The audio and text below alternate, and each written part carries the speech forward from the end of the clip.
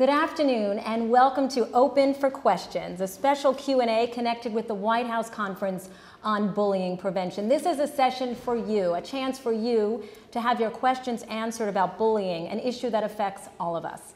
I am Kelly Wallace, Chief Correspondent for iVillage, and I am joined by the Secretary of Health and Human Services, Kathleen Sebelius. And if you have questions for the Secretary, send them right now to us on Twitter at iVillage, or go to iVillage on Facebook and we will pose them to the Secretary. Again, this session is for you. It is being live streamed on whitehouse.gov and iVillage.com. Madam Secretary, thank you so much for being here with us today. Kelly, it's great to be with you. First question, this conference on bullying prevention, what do you hope is accomplished by this meeting today? Well, I think that what we hope is that parents, teachers, community leaders, but also kids who are being bullied know that there are some help and support, that there are places to turn, that there are adults who really care, and that there are ways that they can have safe schools, safe neighborhoods, safe homes, and people to call on when bullying begins. And frankly, bullying has gotten tougher with the whole internet. So cyberbullying, which wasn't even thought of when I was growing up, and not so much when my kids were growing up, is very much a part of the reality. So we want to share the best practices, highlight the situation, but also say that there is help and support. Great new website launching today, stopbullying.gov, and it has information for every age group. Absolutely. Well, we have so many questions from the iVillage community. And again, if you have questions, send them to us now. This question from a mom of two in Orlando, and an issue that a lot of people in the iVillage community talked about. In these days of drastic budget cuts, what can be done to help schools afford to deal with this very real problem? Because the most effective programs, according to this writer, those that include dramatic arts and programs that are built upon the entire school year, and they all cost money. You know that. What can you do? Well, I think part of it is parents' voices need to be part of those budget decisions at the local level. Money is always tight, but you know, frankly, I have a son who was a Rhode Island School of Design graduate who had an art teacher in high school who said this is what he should do, and it really opened up a whole new world for him. So I'm a huge believer that we have to meet kids where their interests are and make them feel important and accelerate at their own paces. So parents' voices are great, but also a lot of the bullying issues, I think, deal with leadership in schools.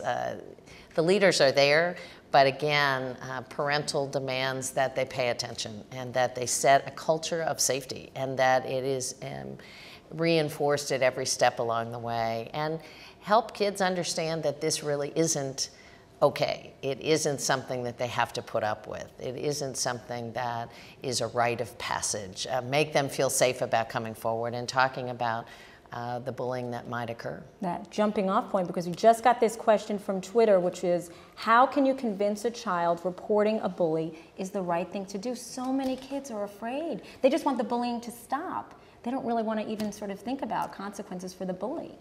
Well, I think first of all, a lot of kids are afraid that you know, whatever pain they're in now could only get worse, and somehow having that conversation. Sometimes I think what I've heard from a lot of people who know a lot more about this than I do is talking to a child about somebody else being bullied. What would you do? How could you help? So it doesn't personalize it, but it puts them in the situation of being somebody else's defender is often a good way to get information. But again, children need to be safe and they need to feel safe, and we just need to somehow reinforce the message that it is not okay to be in a situation where you're made to feel afraid all the time, and schools certainly aren't a place that that should happen. We just did at iVillage a story not too long ago at PS 119 in Brooklyn, New York. They do anti-bullying raps to send the message that bullying is not okay. And we got a message from a 5th grader there, a question, which I think is very interesting in this political climate. As an adult, have you noticed bullying in the White House? And if so, how did you deal with the situation? I haven't noticed bullying in the White House. I think what we have is a first family, a president and a first lady, who have kids in school and are very sensitive to issues about being made to feel different. And we have a president who frankly talks about the fact that he was a skinny kid with big ears and a funny name. Right. And my guess is came at this topic with some personal understanding. He also moved a number of times, was in different situations. So I think you have a leader who is very attuned to what he went through as a kid, how being different might be very difficult, and what parents, school groups, community groups, grandparents can do to reach out to kids, and that's a very good thing. Absolutely. Another question coming in from Twitter. Again, send us your questions at iVillage on Twitter or go to iVillage on Facebook. This question, why don't U.S. schools teach digital etiquette like South Korea does?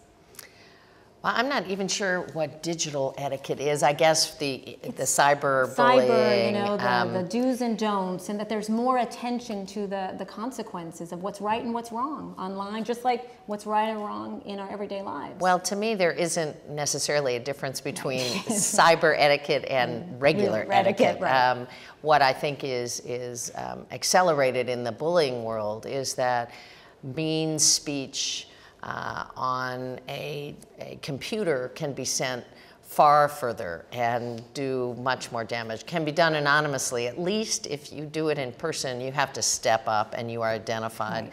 Anonymous rumors or lies are very difficult to get a handle on. So in that case, it needs to be gone after. But I think parents, again, the notion that your child could be in real jeopardy by someone who comes after them on the internet or anonymously or leaving text messages or photoshopping any number of things is very real.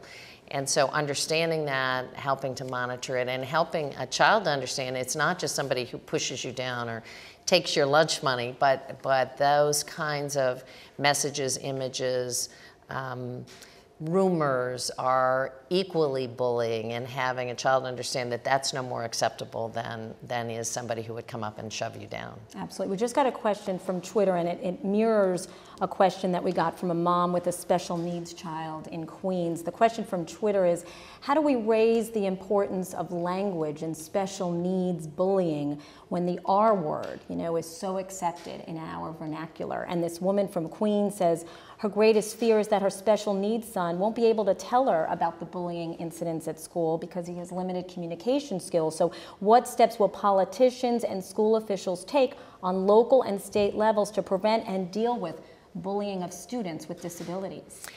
Well, I think it's a great question, and it again, it's I would say the disabilities community, particularly those who have language challenges, are in a particularly difficult situation because they can't necessarily come forward. But anybody who's different and made to feel different is in some of this jeopardy. Again, I think the stopbullying.gov has recommendations for parents, for grandparents, for the kids themselves, for others to look at strategies to identify and go after this. But I would say that calling people out on language is appropriate, whether it's a homophobic joke or a use of a terminology that unfortunately some people do without thinking about it. I can guarantee you, being called out, they think about it the next time. It forces some confrontation, and whether it's a racial slur or some kind of derogative comment based on special needs or a homophobic comment, I think the more that language is confronted directly, reminding people that that has real impact, that words really do matter, is appropriate. Absolutely, consequences to those words. You know, and a common question we got, which is how young, like when do we start talking to our kids? Beth Engelman, she's one of our iVoices on iVillage, a mom of one from Glenview, Illinois, says, should we talk about school bullying with young children under 6? And if so, how? When do we start as parents? Well, I think, again, I think absolutely you start in preschool. I mean, bullying can clearly occur when your child is in the first social setting. It can be a play group. It can be any number of things. So I think the earlier the better, because parents don't have any hesitation at a very young age to talk about sharing. You should also talk about, potential harm and potential bad behavior, and not only make a child aware that it's not okay. That's what I think is important at an early age, that this is not something that is acceptable, that, I will help you, you need to behave differently, but also we're gonna take steps to try and get your friend to behave differently. I mean, I think the earlier, the better, because unfortunately it can start at a very early age. And we're seeing that more and more, I believe. You bet. Another question from Twitter. If, as an adult, you see kids fighting after school, what should you do? Step in or call the police? Well, again, I think that's a bit of a judgment call. How big are the kids? I know. How, are their weapons drawn? And unfortunately, those situations, I'd say first, don't walk away. Right. Don't go away. Get involved. Either get involved yourself, get help and get involved, call the police, any number of strategies. But don't just go by and say, oh, well, they'll work it out. Absolutely. All right, another group of kids, school kids at Walter S. Boardman Elementary School out in Oceanside, Long Island, and they really focus on empowering the bystander, right, to get people on the sidelines involved. A group of 6th graders wanted to ask you, we are working hard in our school to stop bullying, but would love to hear your ideas on how the government can help us. We know that New York State has passed a law to make sure schools take the problem seriously. What is the federal government planning to do to help us as well? Well, the good news is 45 states have passed laws, so there is a framework in place to deal with bullying, both curriculum in schools and help and assistance.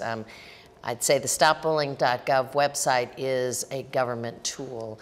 We have had a program in place under Health and Human Services since 2004 with 80 partners, community groups, advocacy groups, the PTA and others, working on a Stop Bullying campaign that has been in place. But using all the tools of Facebook and Twitter, using social media, and clearly, bystanders are just that. They can either stand by and empower the act to go on, or they can become engaged and involved. And I think the earlier, again, kids understand that watching or observing is in ways participating. Exactly.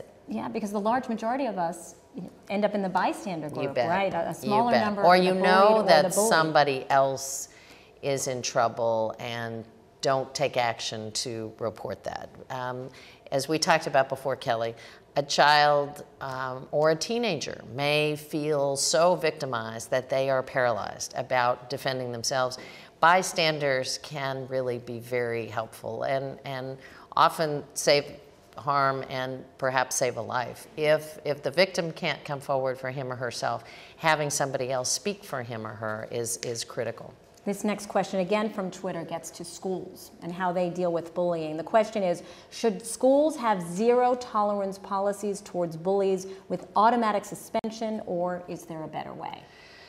Well, again, I don't want to micromanage a school policy. I think a zero tolerance is absolutely appropriate because, how much bullying is okay, how much hazing is okay, what is a rite of passage. I think to say from the outset, we do not tolerate activities that make anyone in the school feel unsafe or unwelcome, period. And then the administration can figure out the appropriate acts to take. But I think that should be set from the outset. And that's an expectation, and it's reinforced, not just said once, but it has to then be carried out. It has to be carried out by classroom teachers and by coaches and by, librarians and the folks in the cafeteria line who watch a kid's plate be swiped. It isn't just one adult's job in that school. It's every adult's job in the school. The custodian may be more observant, frankly, than the teacher, or be in a situation where he or she is likely to see incidents that would never occur in a classroom. So having a zero tolerance policy then needs to include and involve every adult who's in and out of that school. Because at the conference earlier this morning in the panel, it was very interesting talking about the impact school climate has what an impact it could have in terms of bullying behavior and in terms of encouraging kids to go forward and report bullying behavior as well. A couple of questions from our iVillage community focus on parents. Some of the women that responded to us say, you know what, it's really the parents who are ultimately responsible. And one of our iVillage community members wants to know, should the parents, in your view, ultimately be held accountable for their child's bullying? Well, again, I think that it is a parent's role to be involved and to help a child learn from the outset and reinforce good behavior.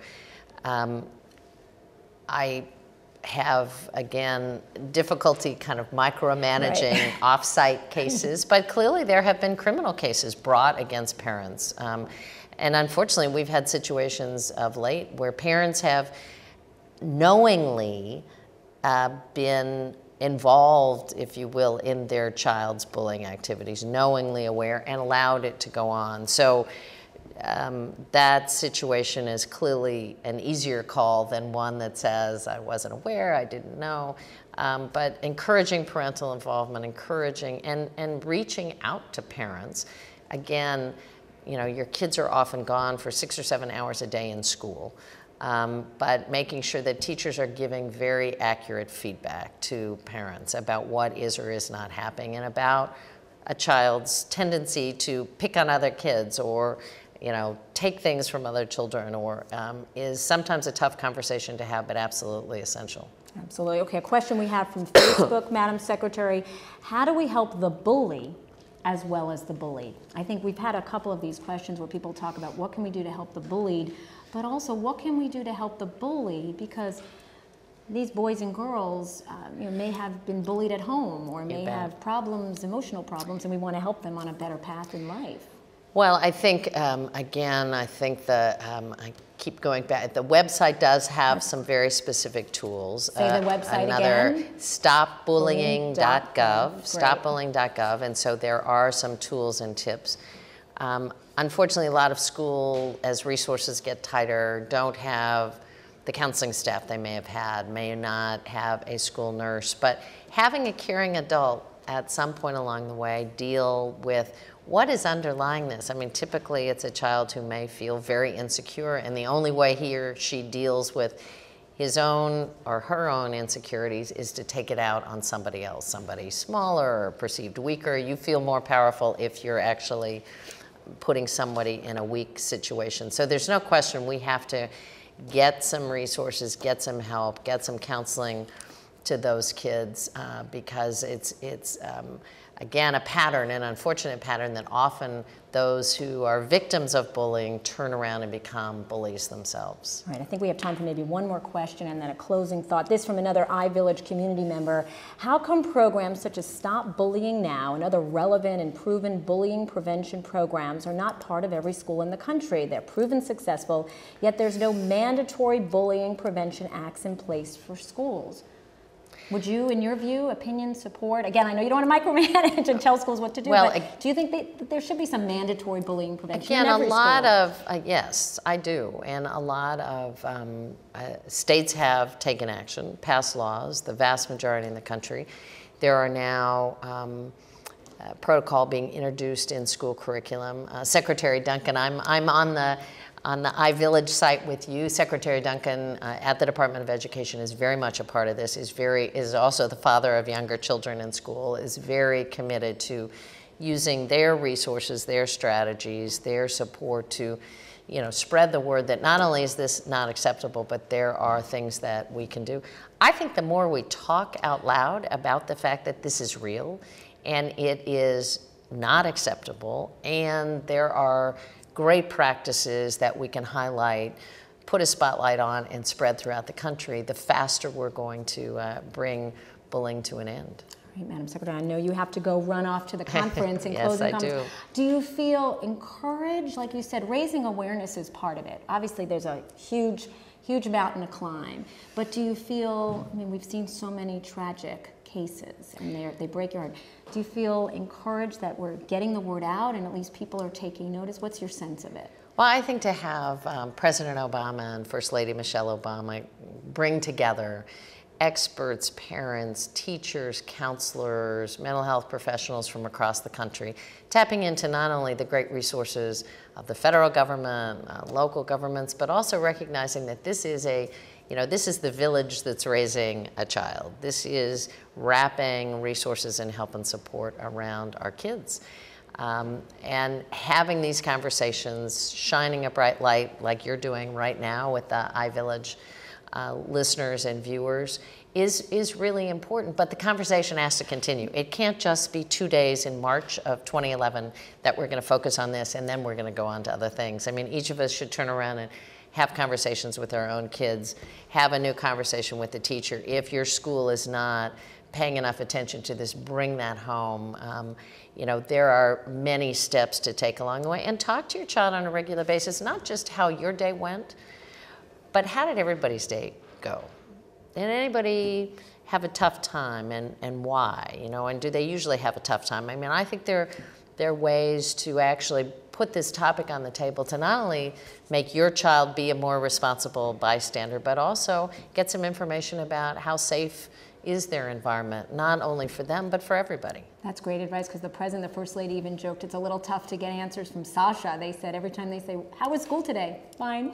But for everybody else, for all having them dads, talk about other kids. Did anybody have a tough time, Yeah. And why, and what's going on? And sometimes, at least it's been my experience, that kids are much more willing to come forward with somebody else's story, somebody else's situation, and not their own. Absolutely. Well, Madam Secretary, we hope to continue the conversation with you and come back and do more on this. Happy to. Thank you again. Kathleen Sebelius, Secretary of Health and Human Services. I'm Kelly Wallace, Chief Correspondent for iVillage. Thank you so much for joining us for this special Q&A as part of the White House Conference on Bullying Prevention. Again, check out that website, right? Stopbullying.gov. Thanks for joining us, and have a great day.